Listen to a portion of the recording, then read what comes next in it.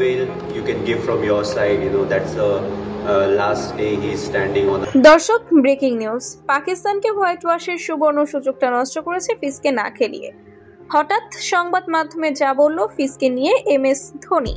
দর্শক, তিনি বলেন, ফিজ যেদিন একাদশে থাকে সেদিন এক প্রকার নিশ্চিত বাংলাদেশ ইজি ম্যাচ জেতে, কিন্তু পাকিস্তানের কাছে তৃতীয় টি-20তে একাদশে 5 পরিবর্তন নিয়ে খেলা এটা চরম বোকামি ছাড়া আর কিছুই হতে পারে না।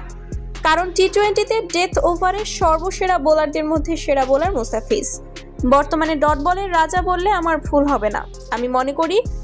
কিন্তু তার মতো একজন বোলারকে বসিয়ে কিভাবে ম্যাচ খেলে বাংলাদেশ, সেটাই আমার মাথায় ধরে না।